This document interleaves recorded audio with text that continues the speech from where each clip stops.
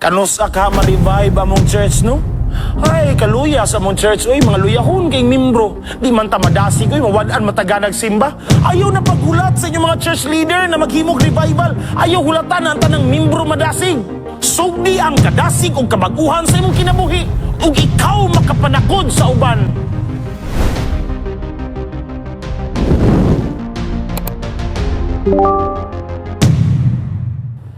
Mga kaigsunan, mga batanon, mga kabaglaom, musugot man tag sa dili, ang atong kalibutan na ginapuy-an ni ining taknaa. We are living in a world where the church is losing its connection with its next leaders, the young people. Yes, wala ba mong kabantay mga kaigsunan? Nasulod sa atong simbahan karon adunay gap na murag wala kayo nakakonek ang mga bagong tubo sa tumong prinsipyo o mga pagtulunan sa ato iglesia. Daw mo balaka ta usahay makaigsunan, mo bati tag kabalaka? Makapangutana ta usahay kinsa kay musunod magdumala sa iglesia, no? Kinsa kay mahimong future leader sa iglesia, no? Kay murag ang mga young people karon are caught unaware. They are not aware of what's happening right now. Wala sila masayod kaayo na angay na gyud ta mangandam ug mo partisipar sa buhat. Magdasig sa pagalagad kay haduol ng pagbalik sa Ginoo. Yes, ato na lang yung dawaton ang realidad that the only constant in this world is change. Gani nagingon ang atong former President Rodrigo Duterte, all change is hard at first, messy in the middle, and so beautiful in the end. Dako jud kausaban ang mga batanon karon og mga bagong tubo na mga Kristiyanon. Kaniadto mga bata, lingaw kayo magluksong tinik, maglabay-labay lag mga lata, magdulag lutang kay numdum ko sa unab. Lingaw kayo maggiragirag lutang. O niya, magpaaway damang, magkasaban ba ko sa umama sa una kay gamagabin na si pangitag damang, magdulag kasing. Nagingon ang Daniel 12 verse 4, knowledge shall increase, tinuod yun. Kay gani ang kalingawan sa mga kabataan, kaniadto karon na usab na, nanas kompyuteran. Sa iyo pas buntag na wa anas dudong. Kay wa pa gani pamahaw to, anas kompyuteran. Mga batanon karon, cellphone diri, cellphone dito. Yes, bisan sa panimalay. Sa una, makakita kag salida mo, ato pa kag sinihan. Pero karon, naana sa imong tugkaran, bisag naara ka sa imong sala, or bisag naa ka sa imong banyo, pwede ka makakita kag salida. Mga pamilya karon, mahilig kay mag-groupie, selfie. Ang problema po dron sa mga pamilya, ang banag asawa, kung mag-away, di magsturyag tarong. Mo-post diretso sa social media. Hay, kaway ayo sa kumbana. Hay, kapangit og kinaiya sa ako asawa. Ang anak mo post po dayon, ayoko na sa world. Di na ko ganahan sa akong pamilya. Tanawa? Nausab na gyud atong henerasyon karon. Bisan pa man niining dagkong kausaban sa atong kalibutan, nagkanam og ka-high-tech na usab ang atong standard of living. Unfortunately, bisan pa man sa paglambo, naghinay-hinay pod o kadaot atong kalibutan, labi na sa spirituhanong aspeto, labi na sa relasyon, sa mga values, pagtuo. Mga kaigsunan, bisan pa man sa kusog na paglambo nining kalibutan, daghan gyapon ang naglisod tungod sa kapitos. Daghan karon ang nalambigit sa mga bisyo, mga bata pa mo sigarilyo na, mo droga na. Daghan karong pamilya, broken family, apektado ang mga kabataan, suicidal generation, and you know what? Ang mga bagong tubo karon na henerasyon, kining gitawag og Gen Z, Generation Alpha, Generation Beta. Kaning Gen Z na tawo ni na mga henerasyon 1997, onya ang Gen Alpha 2010 o ang bagong henerasyon karon bago lang na-declare sa 2025 na tao Generation Beta. You know what, my dear young people, mga ginikanan, mga kapaglaom, this generation are the most digitally connected, socially aware, and mentally burdened generation we've ever seen. According to Barna Research, 70% of young people who grew up in church now say it's irrelevant to their lives. Kaning bagong mga henerasyon karon, dako kay porsyento na moingon ang mga batanon, di naman kayo kinahanglan mo atong simbahan, di naman kay importante. Di na kay relevant sa among kinabuhi. Many believe that going to church is not necessary for their spiritual growth or identity. What's the problem? Nganong kadaghanan sa mga bagong henerasyon karon, mga batanon, di naman ganahan mo adtong simbahan. Pugsunon naman kayo. The reason is, the church is outdated. Okay.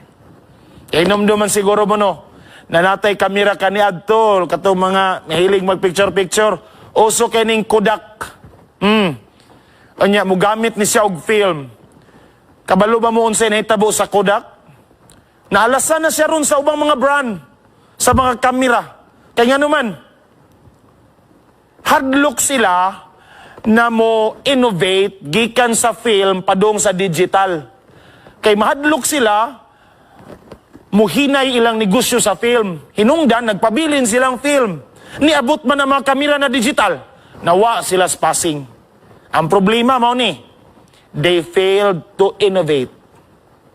Kulang og update. Outdated. Kaya inomdom ba mo aning sikat kay na cellphone kaniadto na lang kay 3315 Nokia keypad.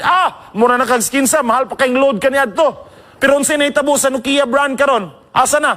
Naalasan na sa Samsung, naalasan na sa iPhone. Nagingon ang owner sa Nokia, we didn't do anything wrong, but somehow we lost. Nga naman, they failed to innovate. Outdated. Mausab sa atong church, our church today needs innovation. Kinagkanam o kabago ang henerasyon. Naglain-lain ang mga panginahanglanon. Naglain-lain ang ilang mga personality.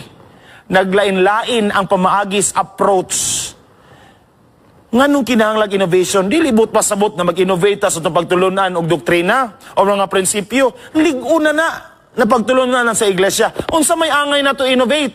We need innovation because some churches speak rules but not reality. Ang ubang mga iglesia, sige nagpahimang no, mani balaod, mani protocol, mani tradisyon na. Pero ang tinuod, dili ma-apply in reality. Dili ma-apply sa mga young people karon. Because instead of safety, some youth find judgment. Imbis na mubati sila na safe sulod sa church, ang gibati naman noon siyang people, mahadlok mi mo sulod sa church, kay judge naman noon mi. Instead of healing, they feel pressure to perform. Instead of family, they feel forgotten. Sinalikway sulod sa church. That's why, makaingon ko, our church needs innovation. Some churches, should I say. Pero lahiyon na to Jesus Christ.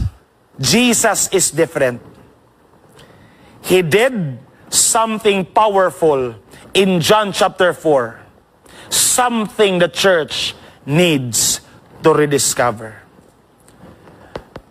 Before ko magpadayon mga kaigsoon na mga kapaglaom, I would like to inform you na ang purpose ani na sermon not to discourage our young people to leave the church. Dili na mo ang tumong niining minsay.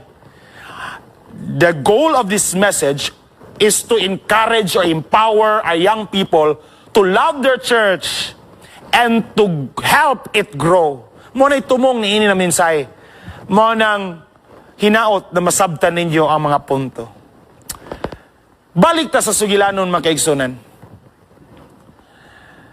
Si Ginoong Hesus, usa ka adlaw ni ana, milingkod siya sa usa ka atabay. Gitawag ba na sa amo balon or well? Ug nakig-istorya sa usa ka tawo. Dili taong balaan, dili pastor, dili elder sa iglesia, dili matinumano na membro sulod sa iglesia.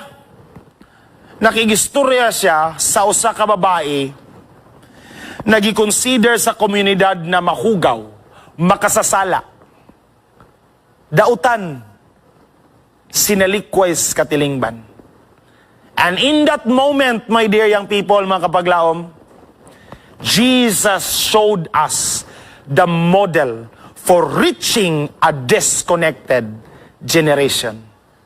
Fasten your seatbelt. Og atong tunan ang sugilanon na magtudlo ka nato how to reach out the unchurched, how to reach out the younger generation, o unsaon pagtudlo ang atong mga batanon to love the church. Mga kaigsunan, let us always remember na walay church na perfect. Church is not perfect.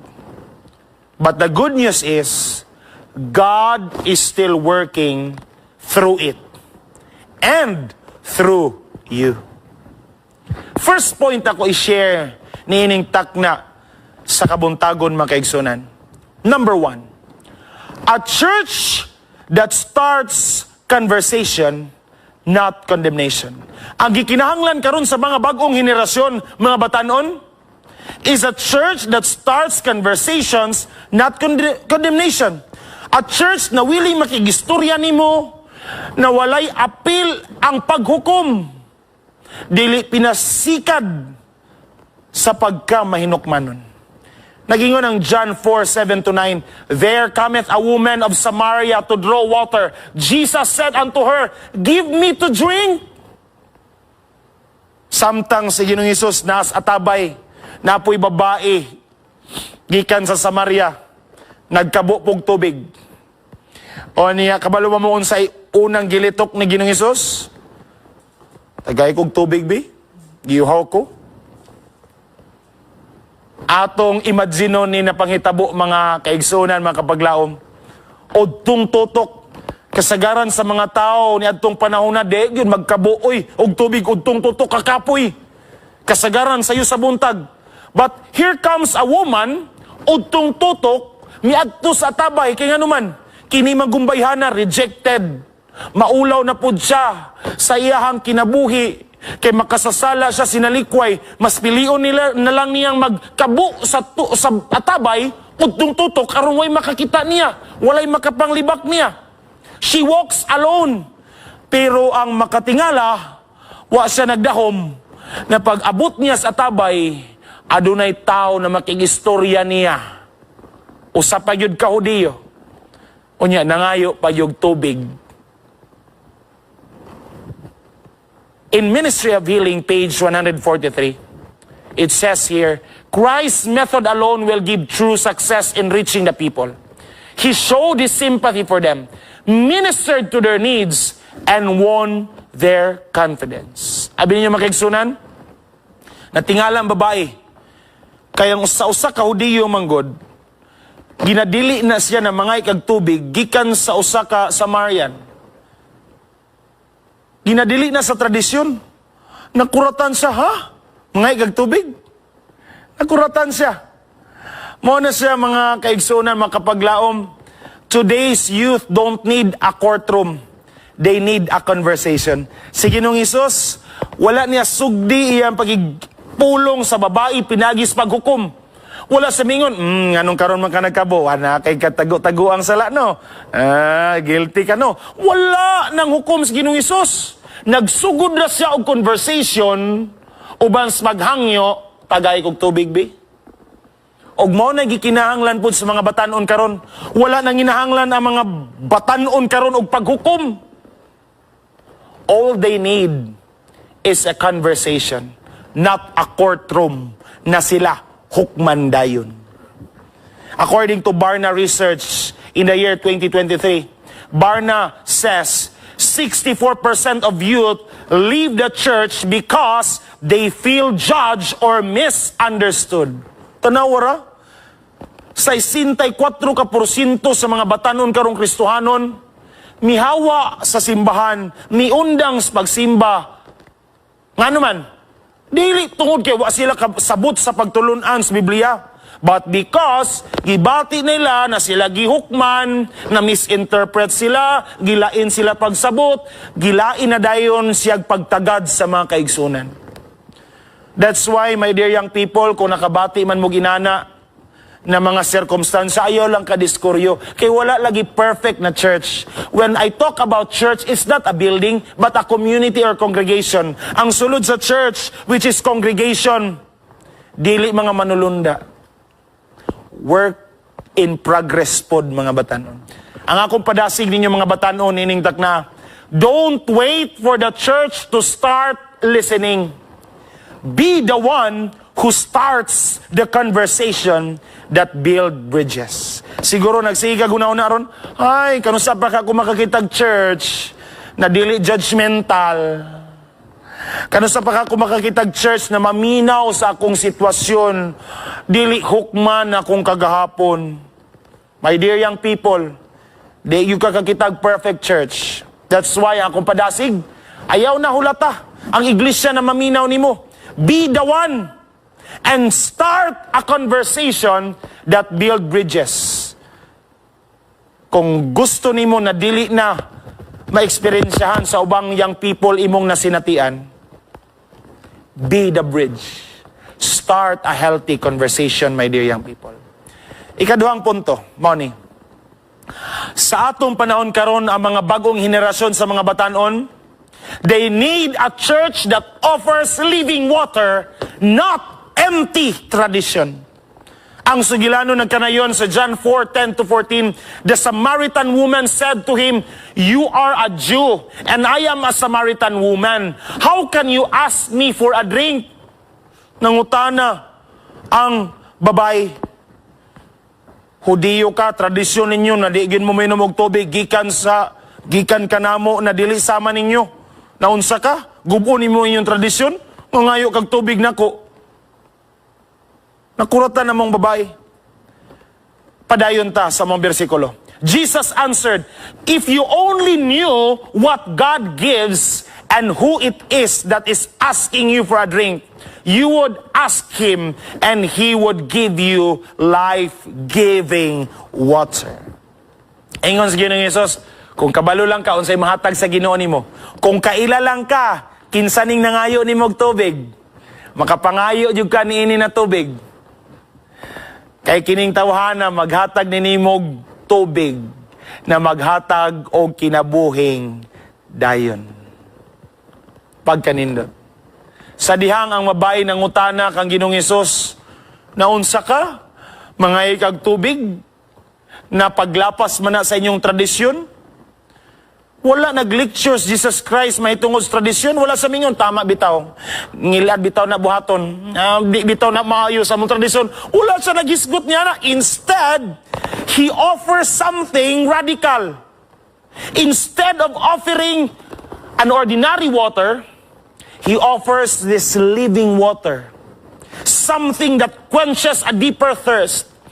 She's confused at first, ang babae. Naglibog siya nga nung mga tubig ang usa ka Hudiyo niya.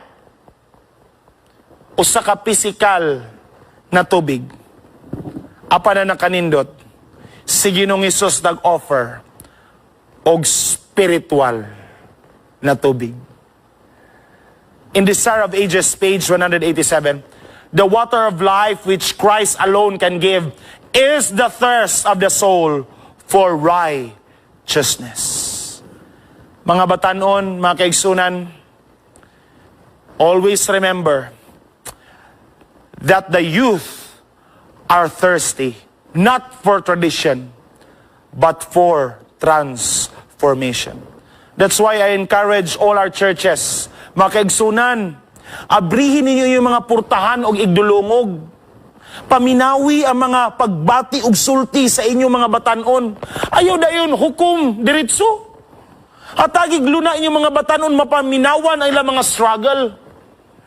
Wala sila manginahanglan sa kung unsay tradisyon na imong naandan. Kaya ang gikinahanglan sa mga batanon karon is not tradition, but transformation. They don't need ordinary water from the well. They need that living water from Jesus Christ that will result to transformation. That's why, my dear young people, ang akong tambag ninyo. Kung gibati ninyo, nagilaay na mo pag-ayos sa tradisyonal kay na pamagis, pagsimba, tradisyonal kay na approach sa pagkiter sa inyo ang mga pagbati o mga struggle, tradisyonal kaayo na pamagi sa pagtambag ninyo, ani ay tambag ka ninyo. Don't wait for the church to change its approach. Let Jesus change you and let your life be the living water others need to taste. Ayaw na hulata ang iglesia na nindot og approach na makiter gyud doon sa imong ganahan unsaon kapag approach. Be the one. Be the change. Start being the person na mo'y himong instrumento sa Ginoo na makatilaw ang uban niining tubig na maghatag og kinabuhi. Yes.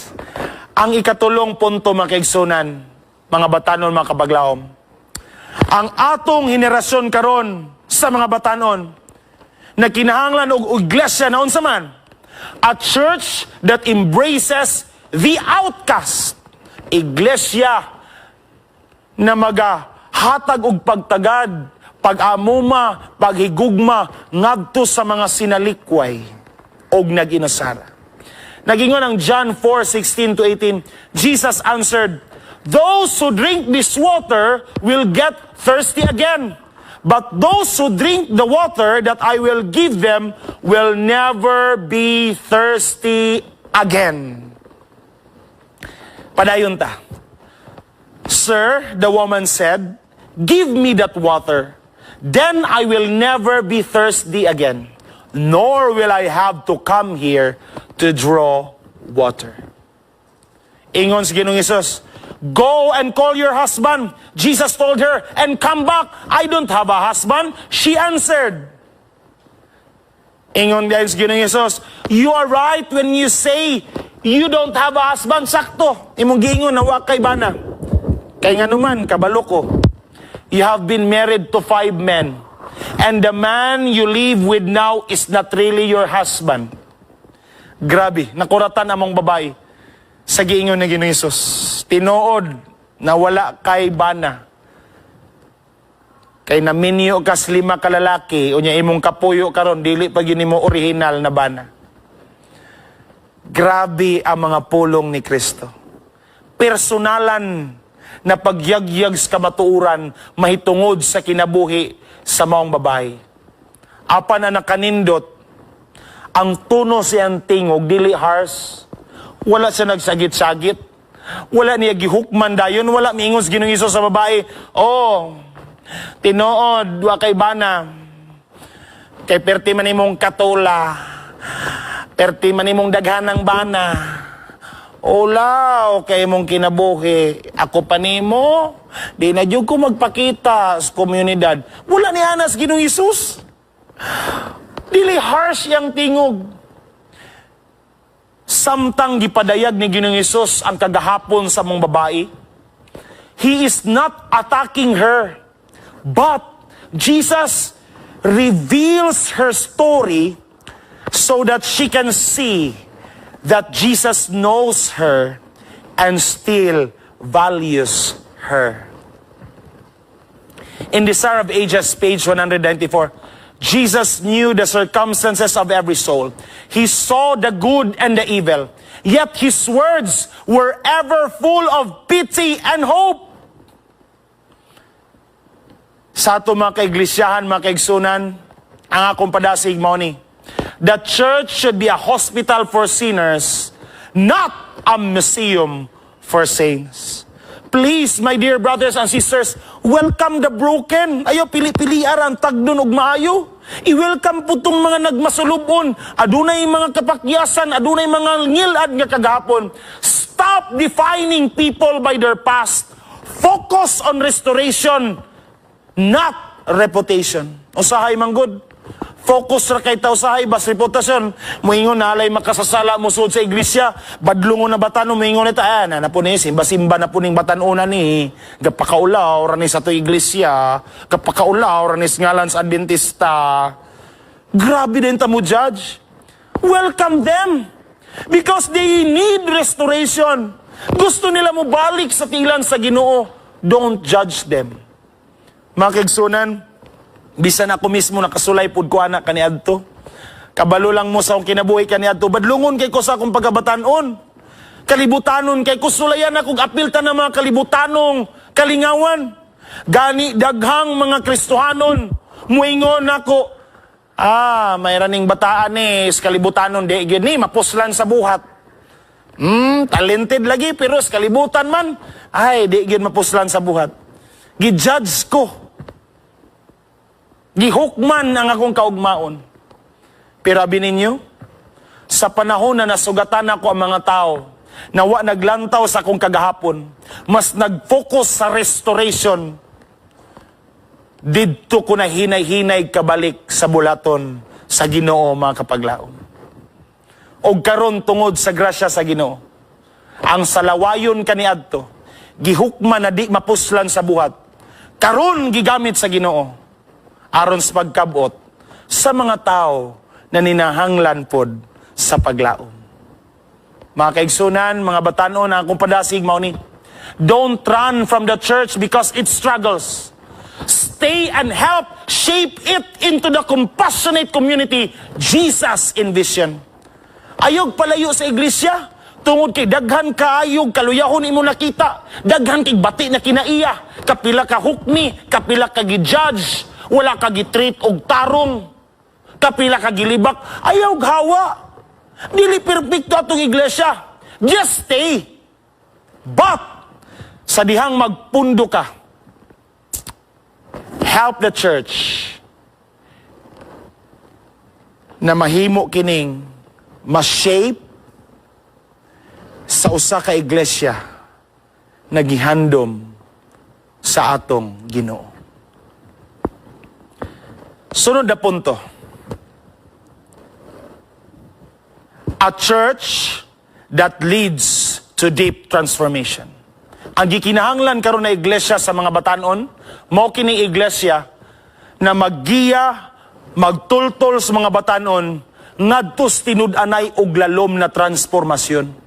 Nagingon ang John 4:28-30, then the woman left her water jar, went back to the town and said to the people there, come and see the man who told me everything I have ever done.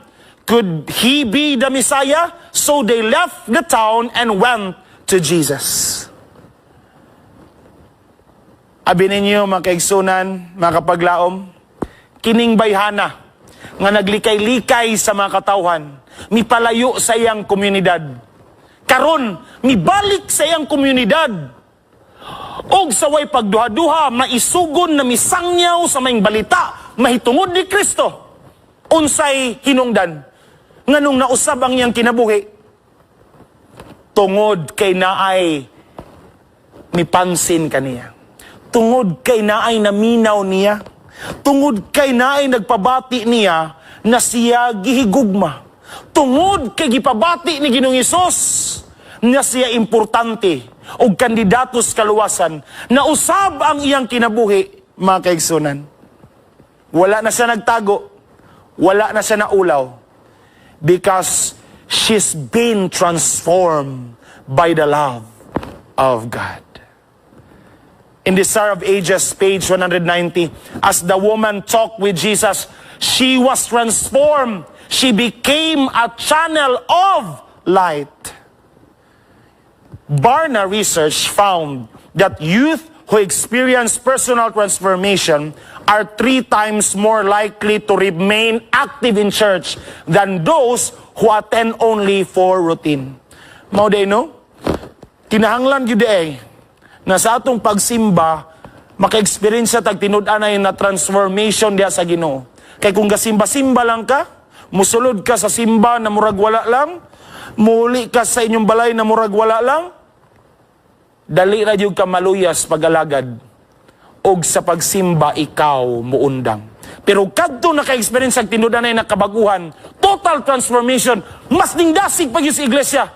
Bisan og dili perpekto ang mga higala kay igsunan, bisan usahay daghang mga bati kinaiya ang iyang mabantayan, tungod kay tinud-anay ang kabaguhan, siya nagpabiling dasig, dili tungod sa pagpasikat sa mga katawhan, apan ang iyang pagdasig, tungod og alang sa paghimaya sa atong Dios, mga kaigsunan. Ang akong tambag sa atong mga batanon karon, don't wait for church leaders to ignite revival.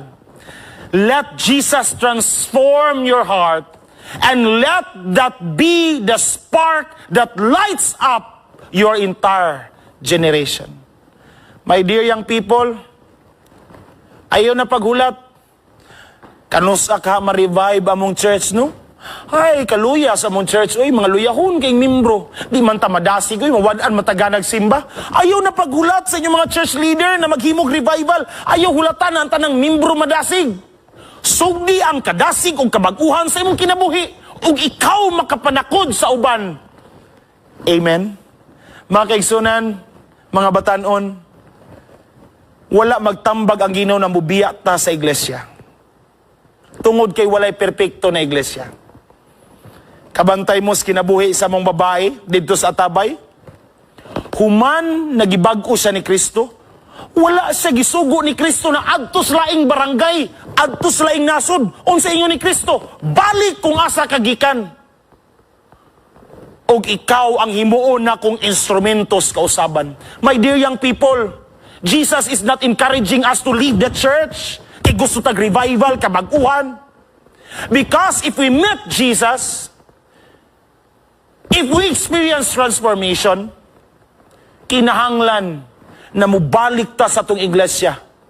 Aron dili lang kita ang mapanalanginan. Ang tanang kaigsunan, atong maimpluwensyahan o atong madala sa tinuod na relasyon, diha kang Kristo na atong manluluwas. Mga batanon, mga kaigsunan, mga kapaglaom, sa dihang human mi naminyo sa akong wife, naka-decide mi mag-missionary mo apil og amazing facts. O human sa pila ka bulan na training, how to give Bible study, how to preach, kabalo mo sa tabo, gipadala mi sa usa ka iglesia na na-close for 3 years, ug mao ni ang itsura. Gikataya nagsagbot, ang karatula na papas na, ang makaigsunan na nga backslide na. Kulang na lang ni tugwayag bakaw, nya puyag bitin sulod. Kung ikaw batanon, gustong madasig, ganahan ba ka musimba ani na iglesia? Sige, pangutanon ta mo. Ang uban nato, sige tagreklamo, hay, di na ko ganahan sa mong church, dagan kay judgmental, way ayo ang mga kinaiya, muawa na ko. Pero what if, diri kay pasimba, makagwanta ka? Mga batanon, sa dihang gipadala mi diha na maong iglesia, wala mi na-discourage, wala mi naglagot sa mong simbahan, wala mi nakauna-una, na di mi diri, biyaan na mo na yung iglesia. Inay na magsigimig negatibo, inay na magsigimig hulat, unsay mabuhat sa iglesia namo aron madasig mi. Nagampo mi sa Ginoo, Lord, unsay among mabuhat para mabalik ni na iglesia. Nagampo mi sa Ginoo, kauban sa kong asawa, nagfasting and prayer mi, nangay mi giya sa Ginoo sa ano pabalik ang makaigsunan. Suroy mi balay-balay, sayo sa buntag magmata mi kay mag-serenade manganta. Suroy mis makaigsunan nga walas magalagad, Bible studyhan na mo sila gusab. Ampuan. Unya usa ka adlaw niya na giawhag na mo ang ubang mga kaigsunan na walas magalagad, limpyuhan na tong church, manimba tagbalik. Tuod man gibisita na mo sila. Unya gitabangan mi nila og panglimpyo mga kaigsunan, mga kapaglaom. Kanina church didto ni siya sa Bulata, Negros Occidental. Gani gusto na ko itimbaya itong makaigsunan dias Bulata na nagasimba, gimingaw na gid mi ninyo, nahidlaw na gid mi sa inyo ya. Kay mga Ilonggo mo dito itong makaigsunan. Pagsugod na namog simba, usara ka oras among simba. Kay makaigsunan, wa man naanad na namog simba gisa kadlaw, kay dugay naman na mahulay sa paglagad. Pero bininyo, pag simba isa ka oras, ang uban nag-short, nagsandura. Kay pag umagsimba, mabalik na bug panagat, mamalik pag uma. Gipangasab-an ba namo sila? Wala. Gipugos ba namo sila? Na kinalam tibuok yun adlaw ipapahulay, wala gipailuban sa namo makaigsunan. Wala namo gidiritso dahil sila pugos. Gihinay-hinaya namo sila giya o gitudluan sa sakto na pagpangalagad makaigsunan. Wala may projector dito, wala TV, himo mig mga kanang kanta, gisulat na namo sa Manila paper para nami makanta. Magpatlak mi, bisag dili mga dato ang makaigsunan dito, kung unsa lay madala, ala, mga mi. Yes, gani, nagkasinabot mi na mananom mi og gulay, gitabangan na mo sila. Tabang mi og baging og mga gulay, para napod mi makaon matagpatlak sa iglesia. O, manak asawa, tabang itawag sa lapid sa mong dahon, aron itabon sa mga seedlings. Hinay-hinay, uban sa pagpailob, gitudluan na mo sila, unsaon pag-preside, pag-ampo, pag-testimony, pagkanta, makaigsunan. Hinay-hinay, sugod, jutay pa kay nimba. Sa hinay-hinay, ubay-ubay na ang nanimba. Og nakadesider mi, natanggalon ang karatula, kay nalata naman. Kabalo mong sa naitabo, pagtanggal na mo skara ang karatula, kay ilisa na namo, lo and behold, namin na-discover, ang likod sa karatula na puno og dugos. Gipuy-an day og kanang B. Gitilawan akong dugos, perding tamisa, nakaingon ko. Luyo ni ining karatula na napapas. Luyo ni ining pagkasirado sa iglesia. Luyo ni ining mga pagsulay na giagian sa iglesia, hinungdan na nasira. Ang matamis na grasya sa Ginoo sama sa dugos. Tinuod yun. Kay human sa sige na mong ampo, uban sa grasya sa Ginoo, Bible study lang mi, kipadasig na mo makaigsunan. Na mga celebration, Father's Day, Mother's Day, iselebrar na mo sila, mag-organize mi. Mang-invite mi og mga dili pa tumutuo, mga kahigalaan, aron lang maapil og mapanalangin na sa pagsimba. Simple lamong patlak, malingaw na mi. Onya ang isa sa mong gihimo dito makaigsunan, ginatapok na mo ang jutay lang ng mga batanon, kilid sa dagat sayo sa buntag. Kaya nga naman, mag-prayer ban mi dito. Mag-united prayer mi matag Domingo. Sige mig-ampo, Lord. Luwas sa intaw ng iglesia. Unta, Lord, mudaghan ang yang people diri. Lord, please, tabangi mi. Akong asawa, bisag asa mi manglakaw na purok, didtong dapita, tudlog mga bata, tudlog Bible story, mga kanta, bisag asa kinsa mo masugatan, among Bible studyhan, among tudluan may tungod sa gugma sa Ginoo. One time, nagsimba mi, dagandagan na mi. Tungod kay napuno na magbuslot ang church. At first, nanimba mi sa gawas. Ilalom ras kahoy, gitara na dahin ko diha.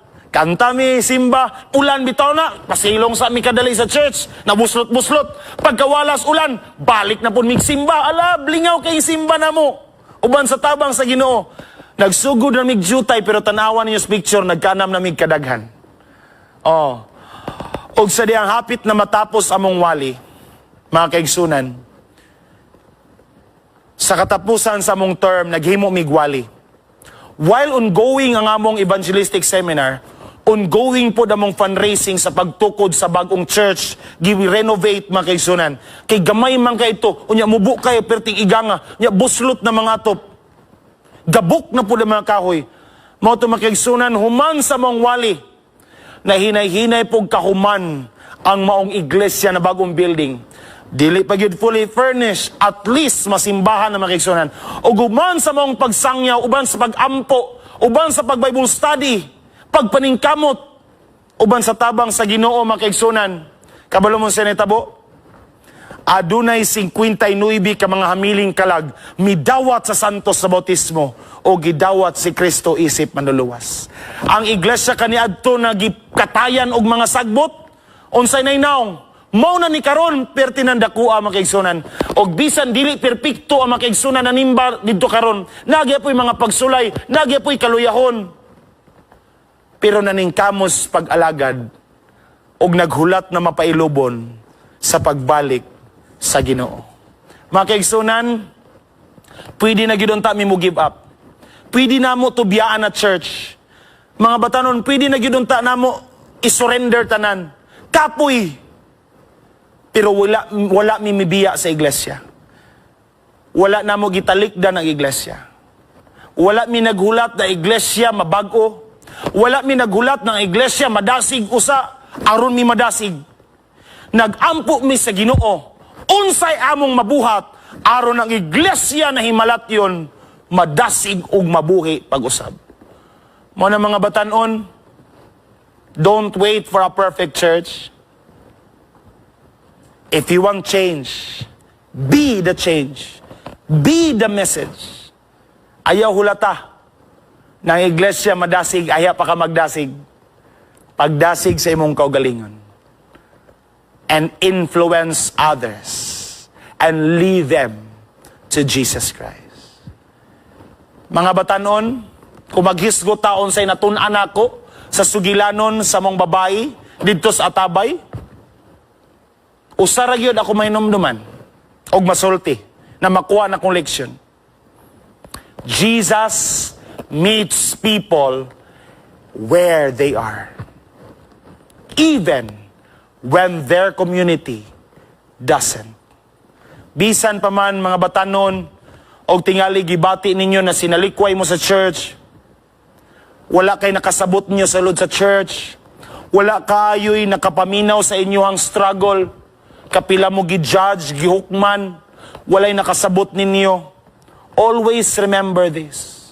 Pangitaon og pangitaon ka ni Ginoong Hesus, bisan asa ka nga atabay. Kay gusto ni Ginoong Hesus na imong matilawan ang tubig na maghatag og kinabuhing dayon. Tubig na maghatag og tinud-anay na transformasyon sa kinabuhi. Abi ninyo, wala lamang gibag-o ni Ginoong Hesus ang kinabuhi sa mong babae. After the transformation of that woman, gihatagan ni Ginoong Hesus among babae ug usa ka misyon.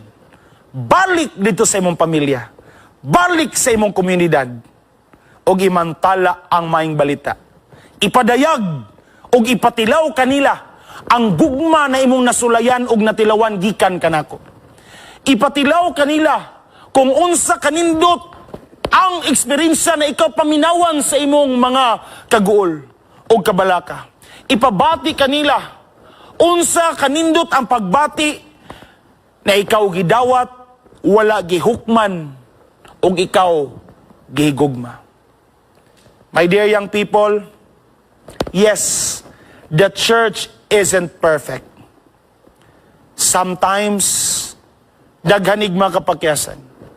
Makaigsunan nato, dili kabalo mo deal sa atong mga problema ug weaknesses.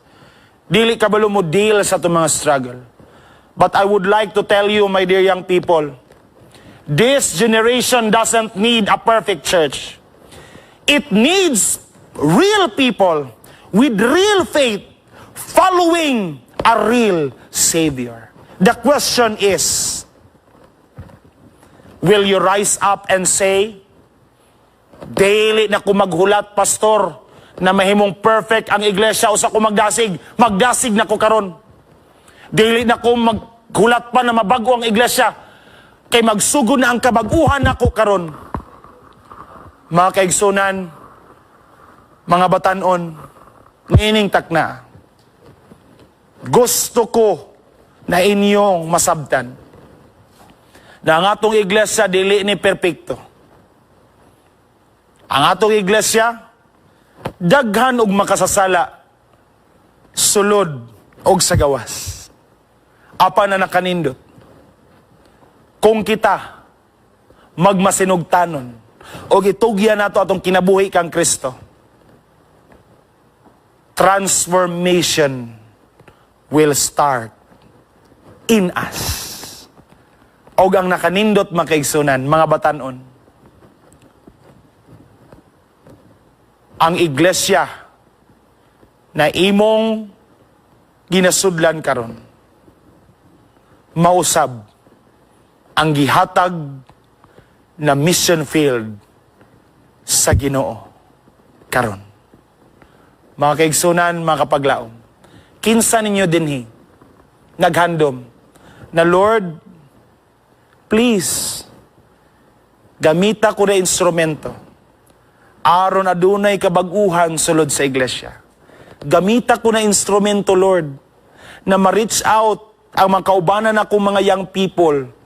Nagibati nila na sila nag-inusara, gihukman o wala nasabtan. Inyo ba pong pag-ampo na gamiton mo sa Ginoo na, Lord, please help me to listen and not to judge. My dear young people, the choice is yours. I hope and pray na niining takna katapusan sa tong series na giluhan og verified. Atong ibutang kanunay sa tong kasing-kasing ug una that we are already verified by God. Verified by His grace. Verified by His blood. You don't need to prove something. You don't need to prove your worth. You are already accepted and valued by Jesus. You are special.